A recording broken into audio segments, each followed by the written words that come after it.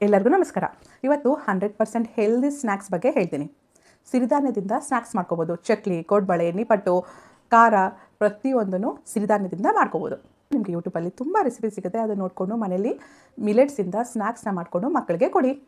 ಹೋಗಿ ಮೇಡಮ್, ನಮಗೆ ಅಷ್ಟು ಟೈಮೇ ಇಲ್ಲ, ಮಾಡೋದಕ್ಕೂ ಬರೋದಿಲ್ಲ, ಅಕ್ಕಿಯಿಂದ ಗೋಧಿಯಿಂದ ಮಾಡ್ಕೋತೀವಿ, ಸಿರಿಧಾನ್ಯದಿಂದ ಯಾರು ಮಾಡ್ತಾರೆ ಮೇಡಮ್, ಅದು ಟೇಸ್ಟ್ ಕೂಡ ಚೆನ್ನಾಗಿರಲ್ಲ ಅನ್ಕೋಬೇಡಿ. ನಾನು ನಿಮ್ಗೊಂದು ಬ್ರ್ಯಾಂಡ್ ಹೇಳ್ತೀನಿ. ನಿಜವಾಗ್ಲೂ ಇದರಲ್ಲಿ ಸಿರಿಧಾನ್ಯದಿಂದ ಸ್ನ್ಯಾಕ್ಸ್ ಮಾಡ್ತಾರೆ. ಅದು ಕೂಡ ಯಾವುದೇ ರೀತಿ ಪಾಮ್ ಆಯಿಲ್ಸು, ರಿಫೈನ್ಡ್ ಆಯಿಲ್ಸ್ ಬಳಸಲ್ಲ, ಸಕ್ಕರೆ ಬಳಸಲ್ಲ, preservatives, additives, colours, tasting powder, ಬೇರೆ ಮೀನ್ಸ್ ಗ್ಲುಟಿನ್ ಫ್ರೀ, ಗೋಧಿನೂ ಬಳಸಲ್ಲ, ಓನ್ಲಿ ಮಿಲೆಟ್ಸ್ ಸಿರಿಧಾನ್ಯನ ಬಳಸಿ ಮಾಡಿರೋಂಥ ಸ್ನ್ಯಾಕ್ಸ್.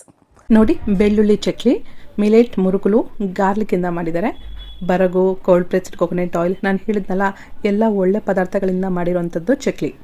ಯಾವುದೇ ರೀತಿ ಕಲರ್ಸು, ಅಡಿಟಿವ್ಸು, ಪ್ರಿಸರ್ವೇಟಿವ್ಸು, ಮೈದಾ, ಸಕ್ಕರೆ ಏನೂ ಬಳಸಿಲ್ಲ. ಮಕ್ಕಳಿಗೆ ಕಣ್ಣು ಮುಚ್ಕೊಂಡು ಕೊಡ್ಬೋದು. ಜೋಳದ ನಿಪ್ಪಟ್ಟು